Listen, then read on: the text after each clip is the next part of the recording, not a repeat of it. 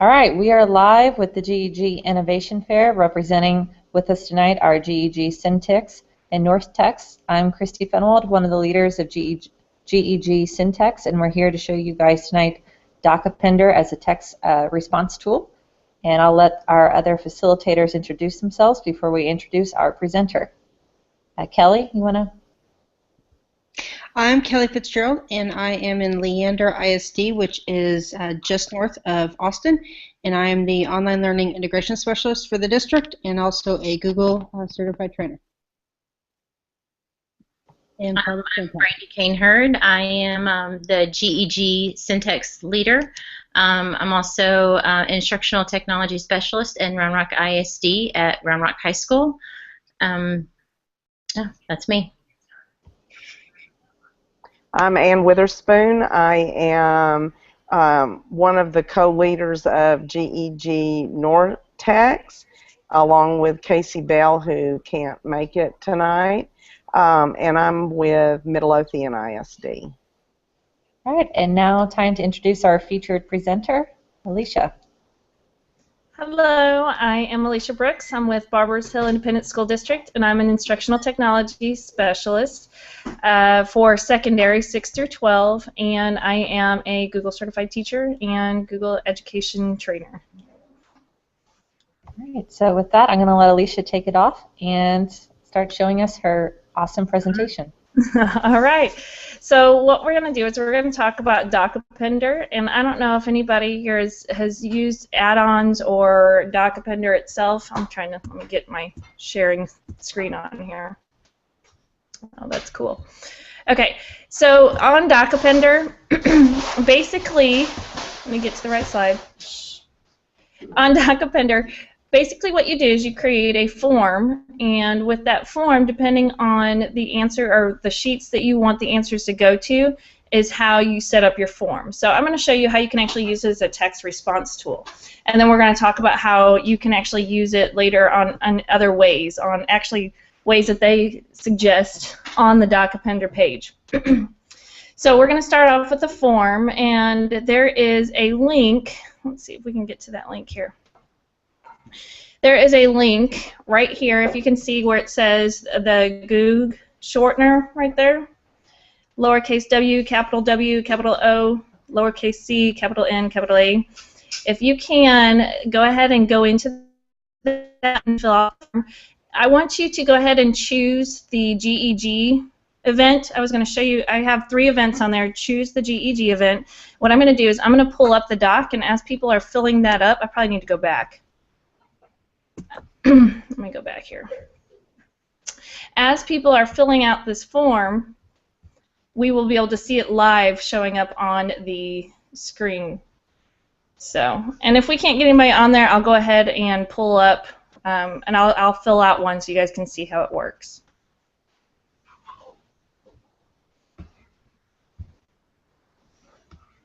Okay, so this is the form, or this is the doc that it's going to go to, and I'll come back one more time. I know I keep going fast. Oh, there we go. We have one person that's responded, and that is this one. And I have different samples on here because I filled it out already, just so you guys can see the different forms that are formats that you can put it in. So let me go back one more time to the GEG shortener. I don't know how you say that. I guess GEG shortener. And it's just a simple question asking what add-on you use, and then asking why you use it, or which ones you want to learn how to use, and then why you want to use it. I'm going to come back here. Oh, let's see if we have any mothers. Still stuck on that one. Okay, well, I'm going to go ahead and go on because I don't want to waste too much time on working that, because I want to show you guys actually how to get this going. So I'm going to look back at this doc just so you guys can see how it works. Basically what happened is as somebody fills it out, you have an option. You can have it go in as a bulleted format, you can have it go in as a table format, this is a single table, or you can have it as a table per response. And oh, here we go, another one, yay! So this is the single table. This is my favorite one just because it keeps it a little organized, and you get to choose what questions and what responses show up on your doc. So I'm going to come back to the spreadsheet or to the presentation so you can kind of see how we set up. So I set up a form first, then you set up your docs that you want the responses to go into, then you come back to the form and you set up or you run the DocAppender. And so I'm going to run this through you so you guys can see how this actually works. So in my explanation earlier, I talked about being anonymous but non-anonymous at the same time.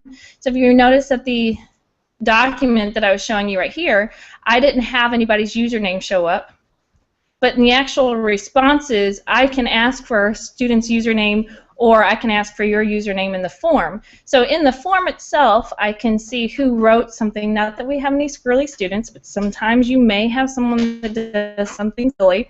So you can go back and see who wrote what, but on your projector in front of the class, you can actually just have this, so you can have kind of an anonymous responses so the kids wouldn't be as hesitant. It's the same as some of those text response that you see. I can't even think of the one right now where you can set up a room where people can go in and type in responses. Just like you can on Kahoot if you've used Kahoot. The problem with Kahoot is you can't really control what name they sign in with. So sometimes, you know, even though they can go anonymously, you've got to go back in and you want to see who it actually is that's writing the response. Okay, so that's kind of the non-anonymous, the anonymous type thing. It's hard to say. So I'm going to go ahead and walk you through on how to do this. So the first step is to install DocAppender. And I do have that link on the presentation when you get to the presentation, but it is there's a direct link right here on the presentation, but there is also, if you just go into a Google form, so I'm going to go ahead and go into the edit form, and you go to add-ons, which I've already added it, but we're going to pretend I haven't. You go to get add-ons, and just like any other add-on, and I'm only helping you through this just in case you've never added an add-on before, but if you go to add-ons, get add-ons, then you can search for the add-ons. There's tons of them out here. Choice Eliminator is also another really cool one. But you just search for DocAppender,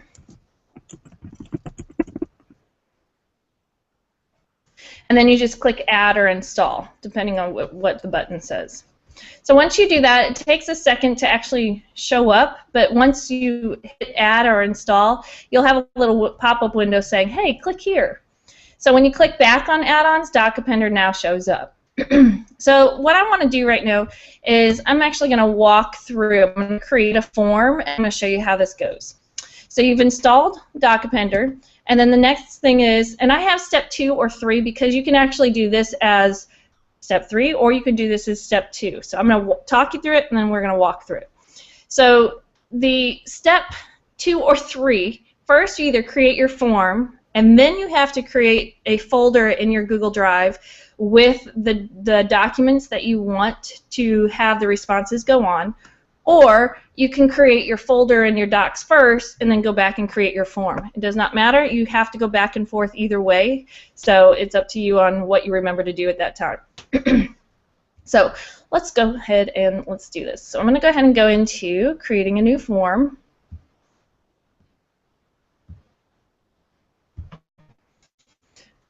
And I'm actually using my Gmail account, so it's not going to show up as if you were using your Google Apps for Education account. And the difference is right here, if I was doing this for my classroom, I would choose, you have a response up here for Google Apps for Education that says collect usernames. So I would actually check that so the usernames will show up on my spreadsheet so I can catch those squirrely ones that may or may not write inappropriate things. So once you do this, then you go ahead and you title your form. So I'm just going to call it, you know, the famous practice. And then I'm going to type a couple questions. And this one, what I'm going to do is I'm going to pretend I'm setting this up as a group or as a warm-up or an exit ticket session. So really what I want to do, instead of having to go back and change this form every single time, I'm going to just have some generic questions, and then my real question will either be on my board or I'll verbally tell the students what the question is. So the first one I want to say is what class period, and this one is going to be automatically set up after I create my Google Docs.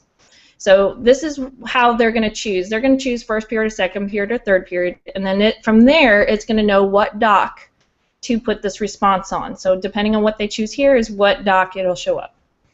But I'm not going to set the actual question up yet because I got to create my docs.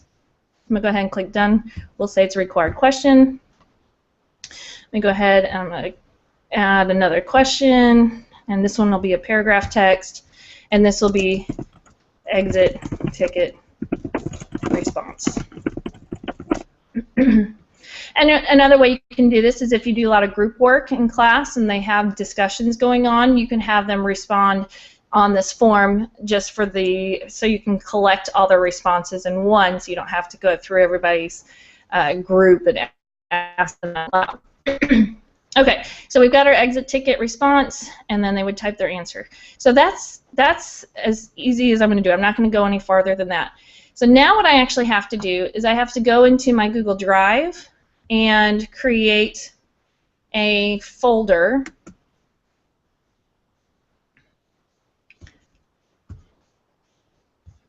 Okay, got to be slower than the computer. So I'm going to create a folder, and I'll just call this exit ticket.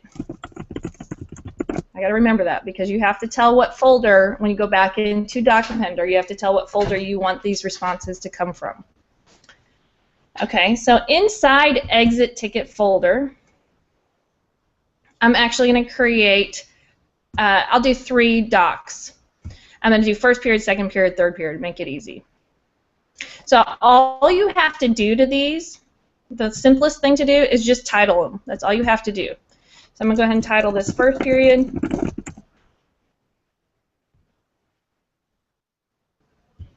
And I'm going to say make a copy. Second period.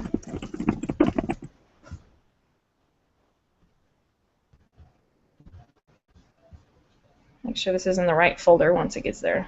I'm pretty sure it is, but just to make sure.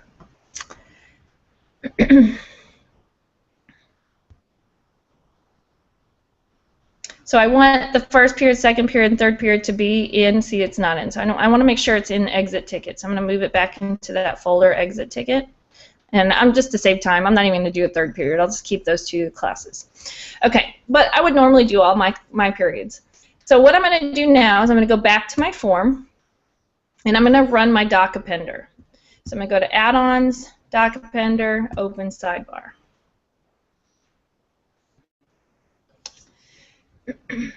So first thing it's going to say, okay, you need to find a folder. Where do you want these docs to go, and where do you want these responses to go? So since I've already created my folder, so you either have to do it now or you have to do it later. So that's why I kind of go back and forth. It just depends on what time or if I remembered the right order when I'm setting this up. So I'm going to choose my folder exit ticket because that's where I set up my docs. Whoops, I double clicked. I got click happy, sorry.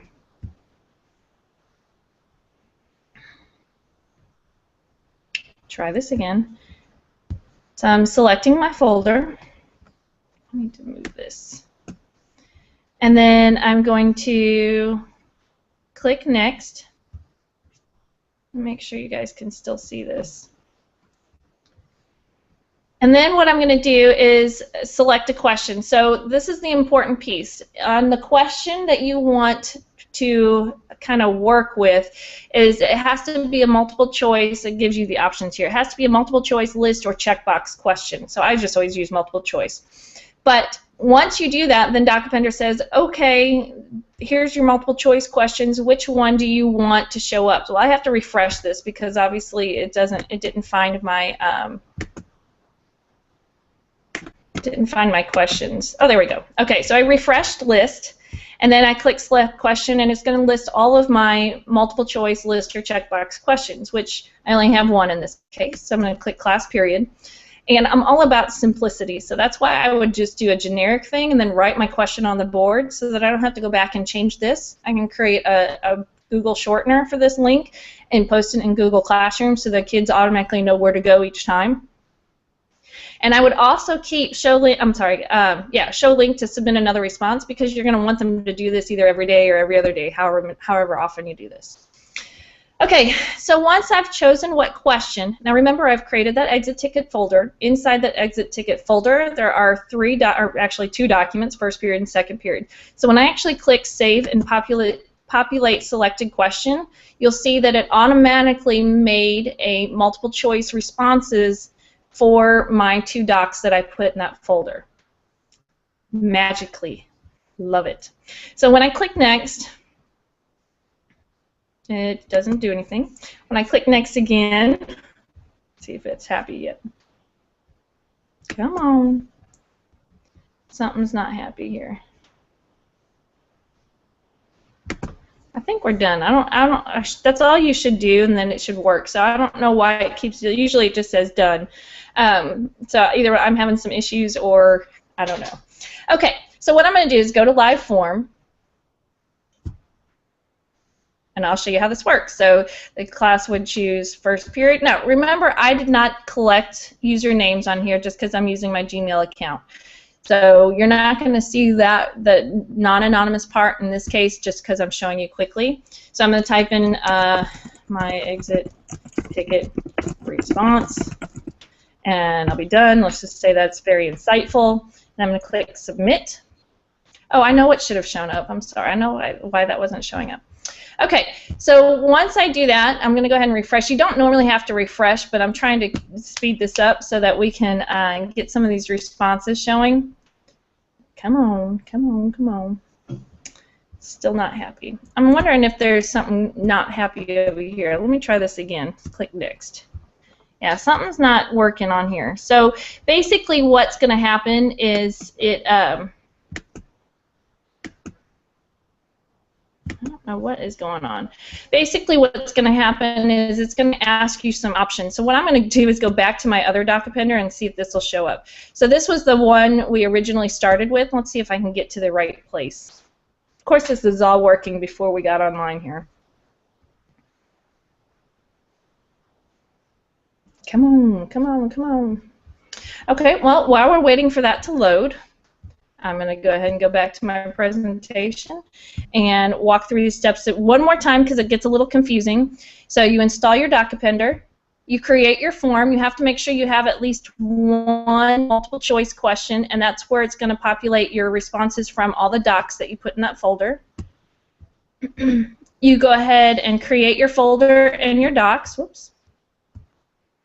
And then this is what we should have seen for step 3. I knew there was a part here that wasn't showing up. So in step 3, you're supposed to actually say, it gives you all the options that are in your response. So if you collected timestamp and name and school district or whatever your questions were, it gives those options. So it's basically the step 3 says, what do you want to show up on your Google Doc? So when I come over here, I would choose my favorite add, like the one we just did, my favorite add-on and why. But you can even choose the name that the students put in or their username. So you can actually make it non-anonymous that shows up on your screen as well. Excuse me. And then on step 4, you'll see in step 4 it says what format do you want it in? Well, if you look at the format, here's your different options. You have your bulleted format, you have your single table, and then you have your individual table for each response. So I don't know what's going on, but of course this is going to happen. You can't always, somebody said, it might have been somebody from our GTA group saying you're messing with the technology gods when you start doing stuff online in front of people. So here's a closer look at the format. You have your separated bullet list, separated vertical tables, and then rows in a single table. And that's my favorite, is the bottom one, because it makes it a little cleaner. You can have all the responses. Now the cool thing is you can always go back in, so each day or every other day, you can go in here, wipe these out off this one doc, and then it will start over again. So you don't have to worry about starting a whole new doc or a whole new form for each one. I mean, for each day that you do this.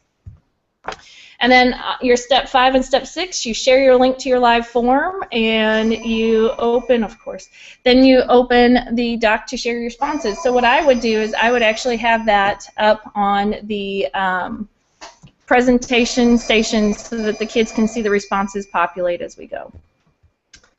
Okay, so other uses, I'm sorry, that is my phone, I can't mute it. Other uses on this, and this is some of the stuff that they actually show in DocAppender if you go to their website. You can keep a Google Doc per student, so basically you can use Doctopus to create a Google Doc for each child, and you can kind of keep a running record. You can document each inter-visitation, is what they typed on here. This is completely copy and paste from their site. You can apply custom form-based rubric assessments. You can have a single doc per kid so that you can actually have stuff fill out on a doc per child, so on your observations, or even if you're grading a presentation that they're doing. And you can even do it for peer review protocols. So you can actually have a form with all the students in your class, and for your kids to do peer review, they can review their doc and then go in and fill a form for that child. So that child would have one document with all the peer reviews that the class did for them. So that was fast. That was a really quick time. But I do want to make sure I have, if there's any questions, because I'm not sure. It's acting kind of funny there for me, so I didn't get to get all that stuff. Let me stop sharing my screen here. I'm sorry. There we go. Okay, does anybody have any questions or responses they want to ask or share? Does anybody have any ideas of how they could see that or use this in their class?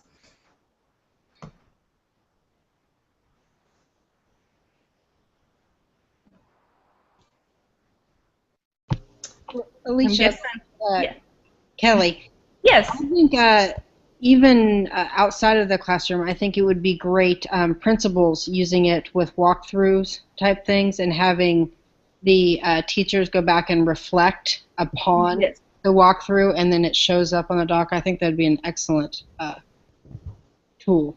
Yes, I actually even thought about doing it for just my own training, so that when I had people do my survey, usually I have to go through that whole spreadsheet, and it's hard to read if somebody writes a whole lot of responses in that ugly little spreadsheet. So I thought about creating one just for my presentation, so I can keep a Google Doc per presentation on my survey results. So, and then I can share that with my principal or whoever needs to see my responses.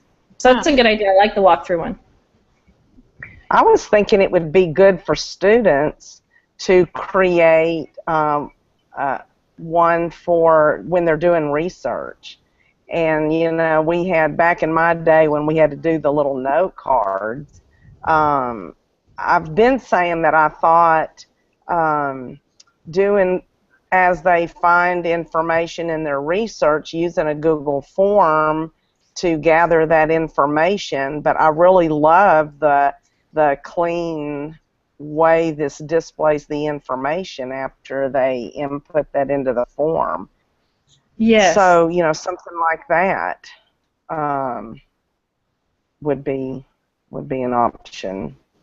Yeah, I love the idea of principles. Sorry, I didn't. No, go ahead. By the time I started talking, then I heard you. No, I love the idea for principals and assistant principals just through walkthroughs and observations, putting it into that nice sheet for them to, if they need to print off, they need to file that, shareable. Yeah, it's a nice way to gather information. Yes, yes. And then you can even go, like, for students that are doing hours for whatever, NHS or anything like that, you can even create a form for those kids to create their running doc, where you can have all your students in that one form, and then they can choose their name, and then it'll automatically put their stuff on their Google Doc for the sponsors to be able to go through and see who's done and who hasn't done their stuff. So, Christy, I see there's Kahoot with a question mark. Oh, no, it was that okay. one time you were asking about something. I thought maybe you were talking about Kahoot, and then you started talking about Kahoot, so we're all Today's Meet is what it was. It just came to me. Today's Meet is the one I was thinking about. And there's that other new one that was just shared. Why can't I think of what it's called? It's an extension, at Point. That's Ooh, another. I haven't heard that one. Yeah, it's one you use in the background as an extension going on at the same time. and share that out. So that one looks pretty promising to go along with this as well. Yes.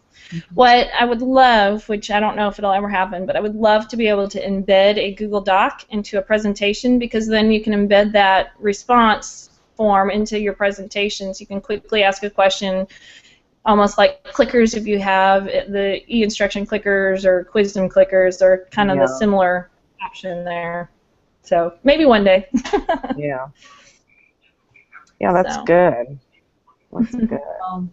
Thank you, Alicia. Well, thank you. I hope I answered or at least showed you guys something different or new. No, I love this. I haven't I've heard of it, but I haven't really played with it. So I was really excited about tonight to mess around with something new that I knew, or an add-on that I hadn't played with. So. And for those of you in our viewing community, we do have a link to Alicia's presentation posted on the event page. And at the very end of it, we pose for you guys a challenge. We challenge you guys to use what Alicia shared with you in your own classroom, in your own school, or your own life, and then post back to our community and share out what you're doing. That's really the purpose of these, is for you to try them out and for you to share back how it's worked for you and maybe any other revisions you've done. And on that note, if you'd like to present like Alicia, you're doing something cool, you don't have to be a Google expert, just something cool that you're doing, please go to our event page. You'll find the form on there as well to share out topic ideas that you have. Anything else that I missed, ladies? No, excellent job, Alicia. Thank you so much for presenting tonight. We appreciate it. Hey, thank you guys for letting me. That was fun. Yeah, thank you very much. All right, you can watch this later if you missed it.